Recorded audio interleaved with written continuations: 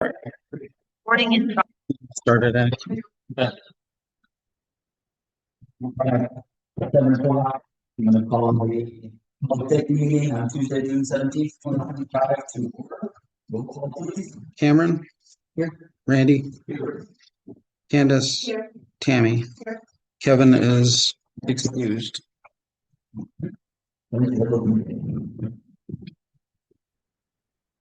Flag allegiance to the flag of the States of America and to the republic for which it stands, one nation under God, indivisible, with liberty and justice for all. Before we do presentation and recognition for the 2025 citizenship. I'm thinking most of you are here for that. So in the last few, I hope so.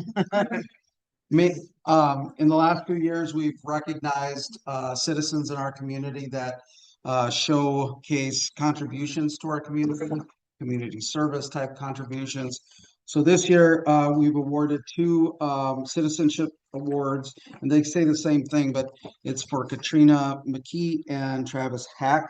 And what it says is for making significant contributions to the Cross Plains community through his or her time, actions, talents, and dedication, for serving as a role model with compassion and service, for always striving to make Cross Plains a better place through teamwork and unity of purpose. So obviously we work a lot with Katrina, so we wanted to recognize her for her work on EMS and helping our police department. Okay.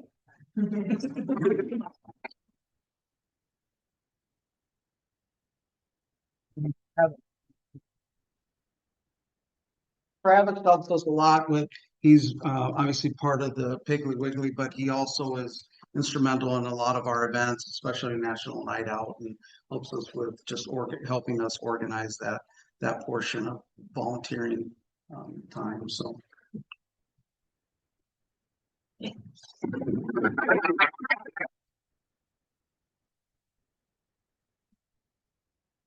it okay if we just take a few moments and you grab the pictures? Do you want, we can have you guys step out, take your pictures, or you want us to we can continue the meeting, or if you guys want me to pause it for a second, whatever you guys want.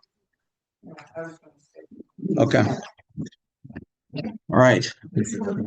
Yeah, I think so. All right. Congratulations. Public comment. This is an opportunity for anyone to address the committee on any issue. Please observe the time limit to submit. All committee encourages input from residents. It may not discuss or act on any issues that is not duly noticed on the agenda. Does anyone have a public comment to make? We'll start with the online. I do have a public comment from CJ Robinson, okay. So I'm going to unmute him. Thank you. Can you hear me? Yes, we can hear you. Great. Good evening. My name is CJ Robinson. I'm a village resident. I serve on both the Cross Plains EMS and Cross Plains Fire Departments. After moving to the village in 2020, I've spent a considerable amount of time of my personal time training and actively serving this community on both departments. It's with a heavy heart that I speak tonight.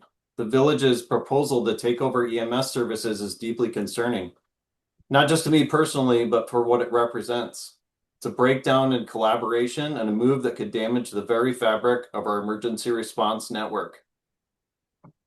I provided a copy of the latest agreement under which the district operates to the committee chairperson, Cameron. I encourage you to get a copy of that and read the district agreement to better understand the governance, responsibilities, and operation of the EMS district. And let's be clear, the EMS district was not created to be absorbed or controlled by any one municipality. It was designed by agreement to be a cooperative effort among the village and surrounding towns of Berry, Cross Plains, and Springfield. The agreement outlines this purpose clearly: to have a local emergency medical services district that provides emergency care, maintains equipment, and manages its own governance and finances. That responsibility lies with the district board, not the village alone. The EMS chief, while a member of the district board, does not control the budget. The board recommends a budget, the municipalities approve it, and if financial reviews are needed, the agreement explicitly allows for the hiring of professionals to assist. If there's a problem with the budget, the issue lies with all the representatives on the board, including the villages. Does not lie with the EMS staff and certainly not with the structure of the district. Now, if the village representative feels unheard or disagrees with the board decisions, there's a process. It's written in the agreement. It's called dispute resolution and arbitration. The village truly wishes to leave the district, and I hope it does not. It can, but it must understand the consequences. The district could dissolve, and the village would then bear 100% of the EMS service costs alone, losing the benefits of cost sharing and collaboration. We are stronger together. We serve better together. And this community deserves a system that puts patient care and fiscal responsibility above politics and ego. If there's no evident positive outcome that can be shown from this takeover, financially or operationally, it should be rejected outright. And if the village's representative on the district board is unwilling or unable to represent its interests responsibly, I respectfully call for their replacement as provided in the agreement. Thank you. Thank you.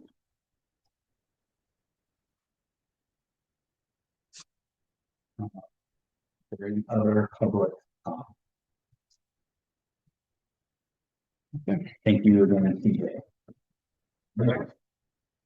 We will move to approval of the minutes from the May 20th, 2025 Public Safety Committee. Motion. All right, motion and second. Any discussion? In favor, say aye. Aye. All opposed, the same. All right, report from the PSC officers. I have nothing to report right now. Nothing from the members. Two special events. Very special. Very special. Very special. All right. We're gonna start with the least special.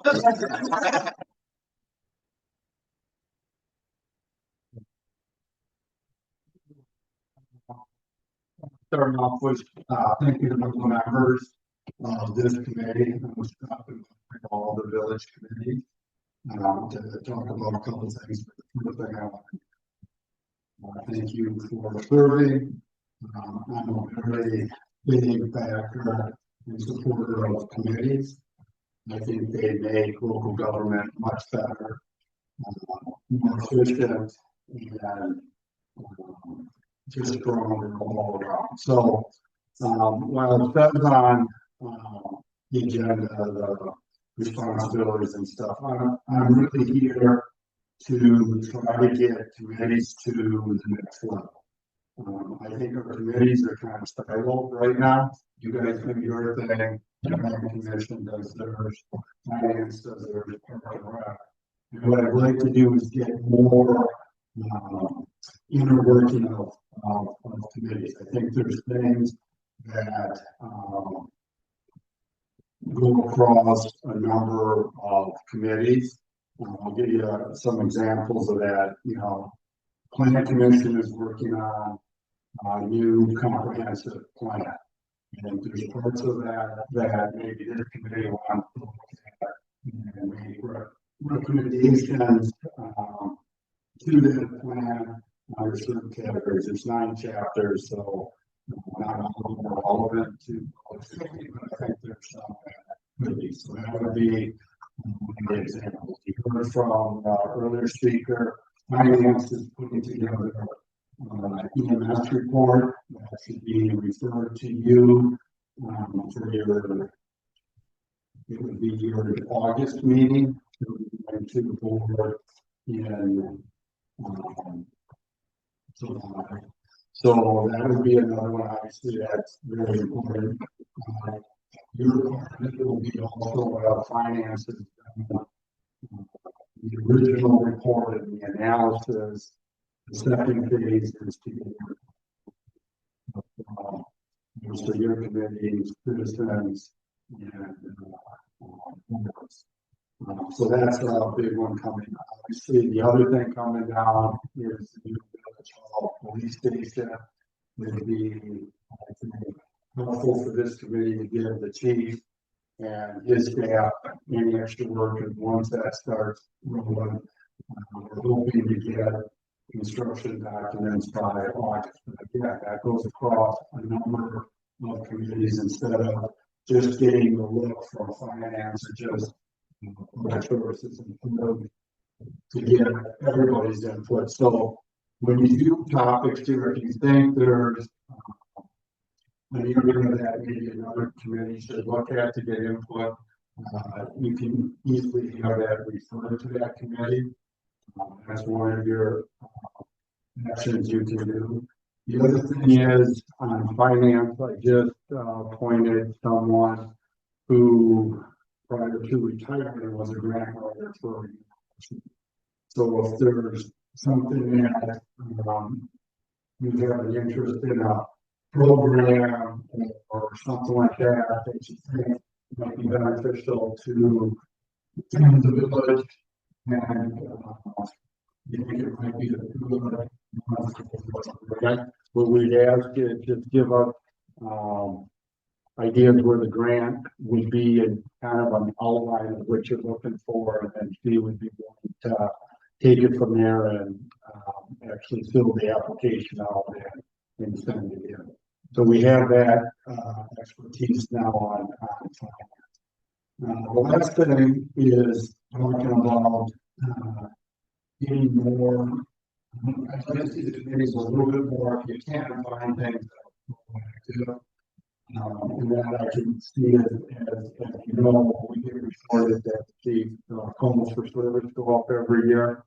Maybe we could take a look at what calls are going out and if there's anything we could do to help counter. I don't want that thrown on the chief or his staff. Some of that there's the community police retired had like 125 of these small booklet on different types of problem solving that bullet say burglary, your burglary. So they've put together these little booklets on burglary, what police departments have done across the United States, what's worked, ideas about citizens and stuff. They have like a booklet for juvenile disturbances, graffiti, just a little bit. So that would be a resource. I'm guessing those are probably all on the internet. Do you have Some of those. Okay. They're pretty easy to get. Yeah, so that's just really what I wanted to talk about is again, thank you, and then look at trying to get the communities to work on topics together. That obviously we've got some big projects coming up and decisions to make, serious ones for the whole village. So it's important to get everybody input in there. So that's pretty much what I wanted to say tonight. But again, thank you for volunteering to do this. Unless someone has any questions. Yep. All right. Thank you. Thank you, Zach. Yep. All right. That's I guess number 2 answer. All right, so thanks for having me. I was asked to come here and explain what I do for the school. I'm the safety and security coordinator for the Health and Cross Plains schools. I work with at the district level. I work with all the buildings and manage the safety and security act. So working with vendors, creating training plans, working with previous plans, coordinating that incident command if ever needed. I do a lot of training with the schools, school staff. We do that a couple times a year. Each school we have what we call a situational response team in that we work from. So here in Cross Plains, we do those things usually twice a year. Police department will come down and we put the staff through what we call tabletop. We do some sort of crisis, some sort of scenario.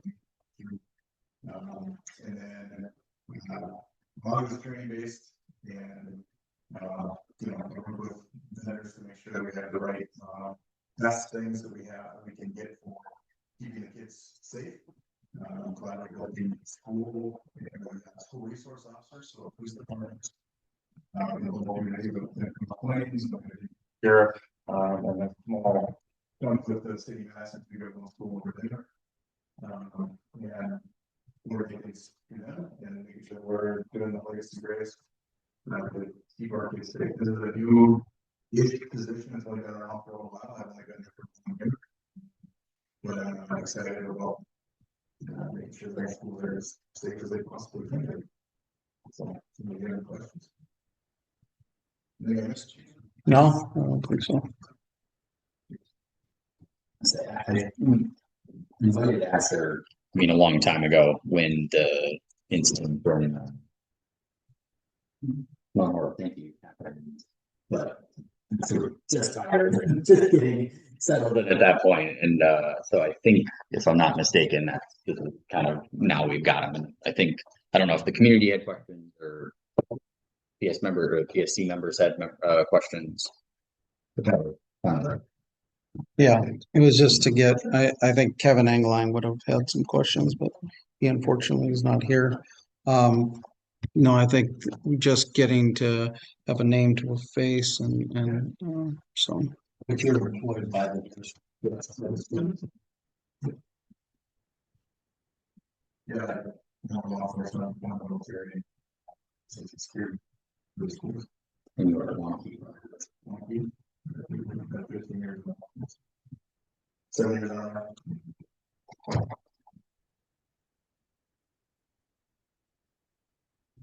Any questions? Thank you. Thank you. Thank you very much.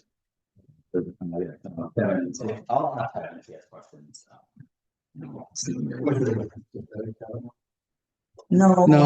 I think when, if I remember correctly, when the Mount Orville incident happened, there was a lot of concern from the parents and stuff, and he had, I think rightfully thought it would be good for them to know kind of what our process would be if something like that were to happen. I mean, maybe I don't know how much you handle.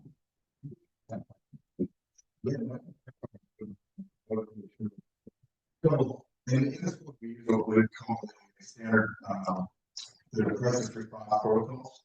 Across the county, everybody's going toward this same all hazards approach, where we have things like a hold. A hold would be where we have some sort of issue. We basically want the hallway clear. So for citizens that see that there's a hold called at one of the schools, that basically means like something's going on. It's not that big of a deal, but we need the hallways to clear it out of the way. A lot of times it's a medical call. So if EMS was called to one of the schools, we'll call a hold to make sure that all the kids are in the classrooms. Inside the classrooms, they keep doing the operation as normal. They just need to basically stay out of the way. We could also use that for a behavior incident that's happening in the hallway, or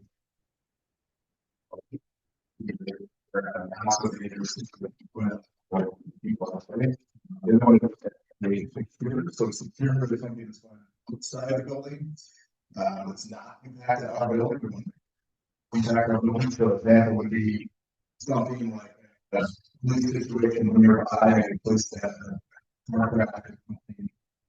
case, and we need to make sure that that's not impact our building, it's a search warrant nearby, or those sorts of things. Secure could also be like a dangerous animal on the playground. We don't know. There's a dog out there or something like that.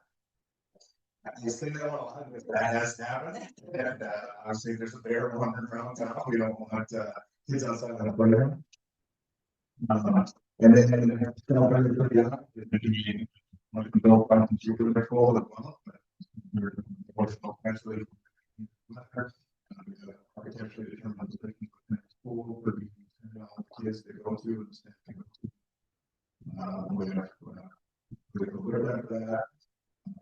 And then the next one would be evacuation. So we can evacuate and go for a reason. Sometimes we could get fire drill, or it could be actually something significant. Maybe we have lower knowledge Because we don't have water. And then we also training for active threat. So use the term lockdown, but it's for an active threat. An active threat would be some sort of a dangerous person on campus. We have alert systems throughout the district. Every single phone in our entire district can activate our system, need be. I can tell you the way to do that, but all the staff know how to do that if they need to. I get that question a lot from parents, so for you guys to know, we can activate that system anywhere. That immediately notify law enforcement and notify district leaders. We have something like that at the house. We also get an immediate notification if any of the buildings call on that. That goes to certainly goes to our dispatch center, obviously. You know, this situation up on just you later, bring up on camera and see what's going on. Is this a kid that was playing like the numbers, or is this a little bit more panic in the background? Anything else? Would be the reunification is that's my new animal. That's the thing that I'm becoming an expert in now. I did a training yesterday actually on that for reunification would be if we have to evacuate a building and we can't go back in. So sometimes people think about reunification as we have some sort of a training situation inside. We have to reunify. That's a lot of what's going on with the kids. Reunification is we're getting kids back to their families. So one of my jobs here is to make sure that we have a fluid and efficient system for that, and that we're releasing kids back in a way that's making sure that we get back to the right people. So we have a whole plan. I can go into details where we're going to find or how we're going to find those sorts of things. But that's one of the things that really hard on is making sure we have that plan. We just did a full scale drill with our the first round of that, a good foundation of that, so they understand how to do that, because we have to reunify. So let me back up. The reunification doesn't have to be for a threatened situation. It's anytime we have to be back. We can't go back in. So if there's a gas leak or a power outage, or there was a small fire, like this year we had a dump that burned up, and the wood was too strong, we couldn't go back in the building. So it's just a systematic way that we can get kids back. So I think I'm covering a lot of the things. Yeah. Maybe Any other questions with them? Somebody have? One question. Yeah. Working in the school buildings and being around transportation, in the year you guys came up with colored plans to buy like every telephone. Here tonight, is there a way you can give them like the picture? So next year, because that everything kind of talk about like different threats and what we're at, but that might help them understand if they're not in the school building, kids that go to school. yeah, there's a couple different ways. So I did an online recording. Where you can go online and actually see me talking about this stuff on our district webpage under safety and security. It's also on that same file. You can see there's a form that we put in every single classroom that has all those protocols that I just went through. It's right on there. So yeah, there's a couple different ways. It's accessible to the public on there. I do public presentations. The game's going to be quite down. They've been here a year, so it's hard to say I do them every year, but my intention is to do 2 a year so that we're making sure that we're keeping the public informed about what the school is doing. And if they have any questions, they have some interaction with me and go through all of those same protocols and make sure they understand. Great. Thank you. Yeah. I'll add a little bit here. So in my day job, she had mentioned a couple things. I'm actually a product manager for the school safety product that allow them to lock down the building from the phones, monitors for those 911 calls, and of course, the security staff, and there's no way to PSC and all that stuff.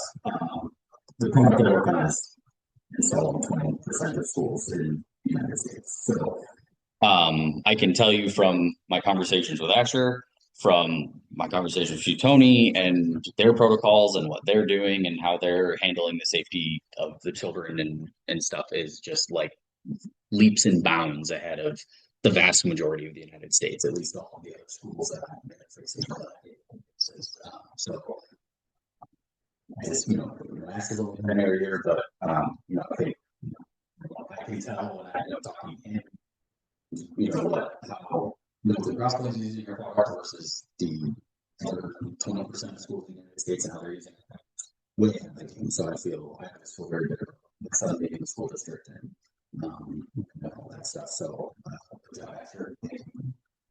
thank you for all of that, and hopefully people get a sense of. I can't express how good the Middleton Cross Military School District is compared to the vast majority of them out there. All right, thank you. Thanks. All right. You are free.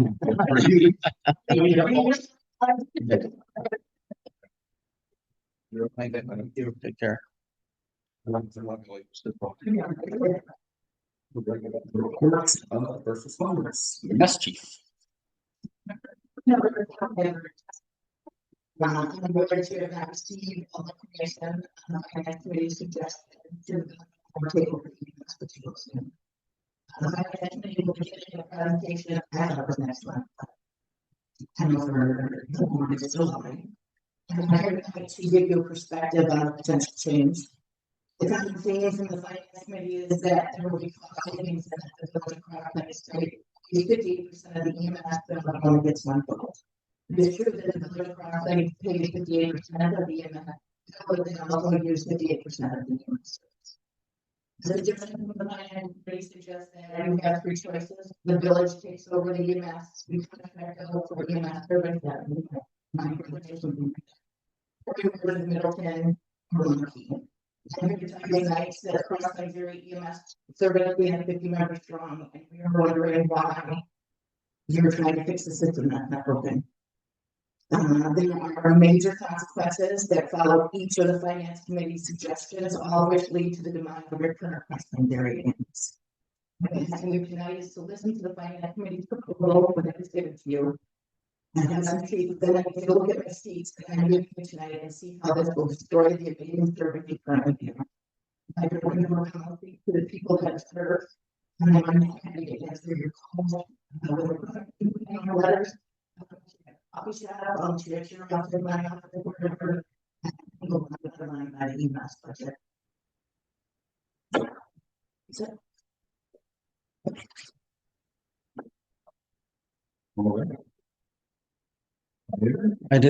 I did not receive a report, and he wasn't going to be able to make it. All right, from the police department stance, Officer Esser has started his 4th week of field training and is doing very well. We are up to 2,139 calls for the year. Comparison to last year, we were at 4,200 at the end of the year, so we're right in pace to at least catch that up, if not go past it. We continue to see a large amount of special events. You're going to start seeing, we've purchased a tent, we've purchased a grill. So we're going to start seeing some pop-up events throughout the community using the parks. I've talked to Mike, he's all for it. So we've already had one last Friday. We did a Freezy Pop Friday. It was 10 to probably about 30 kids or so showed up there and just hung out with us, looked at our squad cars, had some Freezy Pops. So we're going to start doing that throughout the community.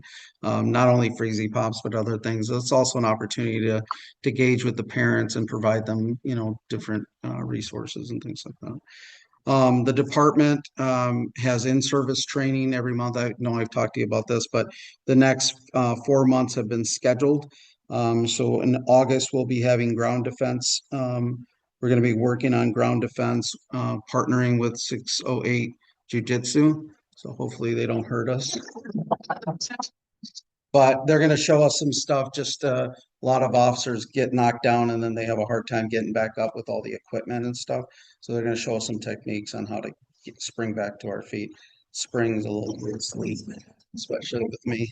And then that's in August, and then September we're finishing up our tabletop exercise planning, and that will be September 18th. You all will receive an invite along with village board to be spectators at that event. Our plan is to have a tabletop exercise where we have a F1 tornado come through town. And we're going to focus on a location in town and try to work through the problem with our staff. Now, the planning committee consists of the chiefs and several department heads. They will be left out of it and be more of the kind of working the event. So we'll be involving everybody. The hope is that after maybe a couple of these, we can move into more of a full scale or a half scale event where we actually are outside and actually doing this stuff. It takes a little bit of planning, it takes time, it takes money. So we're slowly moving into that. That's part of the commitment of emergency management to kind of work through that. And then in October, we are going to be working, the fire, EMS, and police have been working really well together on a lot of training. And October will not be any different. We're working on dynamic entry, which I've brought up here before. So the new active threat, it's not so new anymore. It's probably 5-6 years old, but it's no longer where we stop the shooting and then go through the entire building and secure things and then bring in EMS. Now we create what's called warm zones and they still go in with us, obviously protected by the police on both ends. We use this model at Mount Horeb. I was in charge of clearing the high school and we created what's called RTF teams and we went inside. We didn't know if there was a second shooter, but we knew that one was down, but we didn't know if there was anybody else. We had information that there possibly was one. So that was a warm zone. So we're still kind of going through there, make sure nobody was hurt. So we're going to be training on that. Actually, Mount Horeb has graciously offered to train us. So they have live experience because they were in charge of that entire event. So they'll be working with us in October. And that date has finally been set. And then lastly, we will be doing some scenario training. I think 2 years ago, we did room clearing at all the schools. This year, we're gonna, at Glacier Creek, we're gonna do scenario training in the gym.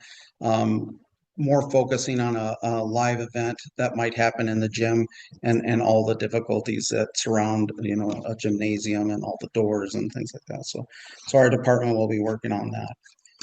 That's all I have for us. Unless somebody has questions. All right. We move on to our discussion topics, which we have one. Discussion and possible action regarding the traffic safety commission. Yeah, so recently you guys should have got this in writing, it's kind of sideways, but the Traffic Safety Commission, we have a member, one of our officers is a member of that commission. They attend quarterly meetings talking about everywhere from the crashes to fatalities to trends. We use our own data, so you guys have seen it in the community that trailer, that radar trailer, that collects data. So it provides us with information of when speeding is happening and tell you, like, for instance, we had it out on Thinness. We've had people going 70 miles an hour down that road. So that data provides us like times where these things are happening, gives us a little bit of an edge where we could sit and monitor. Our tickets are through the roof. We're writing a lot of tickets, and I'm getting about this many complaints. So because the community is really fed up of all the traffic issues, I get the complaint on the other side, like, hey, we need the sign here, or we need more enforcement here. Last 2 days, I've had 2 requests for more police presence in certain areas and things like that. So I just thought I'd bring this traffic commission report. The main things on here is that so far this year, there's been 6 crashes that have resulted in fatalities. And the biggest trend is more and more crashes that involve pedestrians and bicyclists. It's at a 21% increase already this year.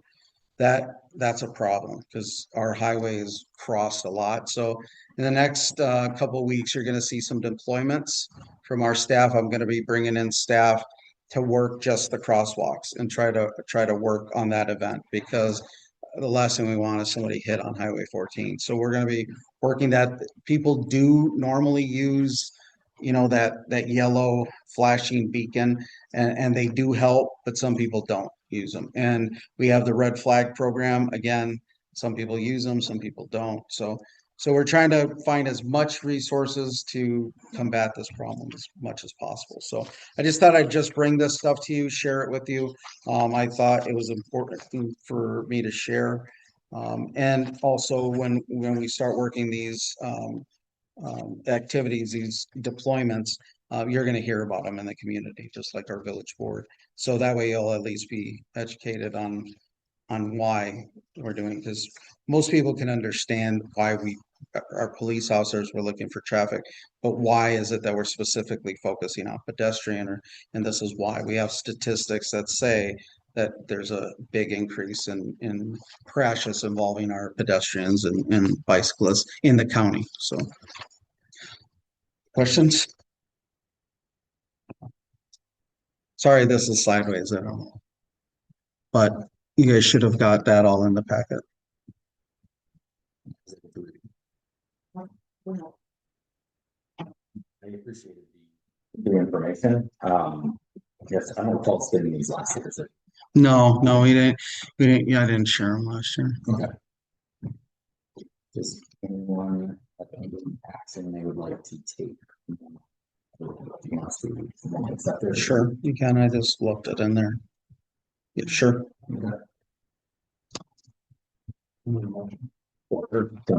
Yes. I'll make a motion to accept the report. No second. All right. Second, discussion. All in favor, say aye. Done. Same. All right. Just to make a comment about the future items of discussion, because just to cover Jay, we do bring this up quite a bit for people to be proactively looking for stuff. Our department is very active in trying to proactively bring stuff. In the last 5 years, we've taken on a lot of things that don't end up at the village board recommendation, but stuff that we deal with. So no, yes, I know what you meant. Yeah, I know what you meant. And I do agree there's probably some crossover that we're missing out on. And some of it even would have to do with grants, ways to find grants when there's that crossover. So I think that was a good point. Anyone have any consider agenda topics? We just want to add an agenda item to the next meeting, just so. Well, we're gonna definitely. Is there something? Right. Yeah, I think we can do that. I request that we skip July. I mean, you guys can have the meeting. I won't be here. I can send a representative. I'll be gone on vacation. And then in August is when we're getting the big one. So that'll give us, right. So it'll give us time to read it. No, I'll get it out right away. There's 3 phases to this study. You have the finance, which right now we passed it, and then August, September will be, which is you'll see a timeline on that. And then from September to November, it'll be a board discussion. So by August, we'd have that. By August, you will have the report from finance, and we'll be in the process of phase 2, which is feedback. Right. So we can add it to the August for sure. And as soon as I get it, I will send it out and let you guys know, so you have plenty of time to read it and ask questions. So July, and I'm assuming that won't be in closed session, right? Okay, so people could come watch it early, or there'll be. I would like it. I want it's like, I'm gonna send it out the day after the board sees it, and there'll be the report and then the PowerPoint presentation will be going to the board. That's all gonna be public. There's nothing. So there's going to be a recommendation to this committee to look at it, or is there any? There won't be a recommendation. It'll be read the report, part of the feedback. So at that point, then in August, we can take that up and you'll have plenty of time to read it. Members of the finance will be here for. Perfect. Wait, they'll be here for our August or they'll be here for the July? August. Yes. We're not having July, so they're gonna have our, yeah. It's going to the board first. In July. Which is July 3rd, 26th, something like that. And then the report goes out to everybody in the world. And then we will have, that'll be the presentation, and then it'll be basically the presentation August, September. And then the board will have their discussion from October, November. That's kind of how it's laid out in a timeline. You said board was sitting out at the end of the year. Yeah, Is that what you said? yeah, it'll have to be done at the latest in November. Okay. And we'll come clear to you once we. Right, right. Right. So, I don't That'll want make it sense. on your agenda, so. Makes sense. Okay. The next meeting date then. August 19th. I won't be here. Okay, and even if we did hold it, it would be before the. Oh, before their board. Yeah. I'm good with waiting. Okay, so next meeting. August 19th, 7 PM. Probably fine. I think you'll text us when it goes out. Yeah, I'll send it out and then let you all know that it's out Thank you. by email.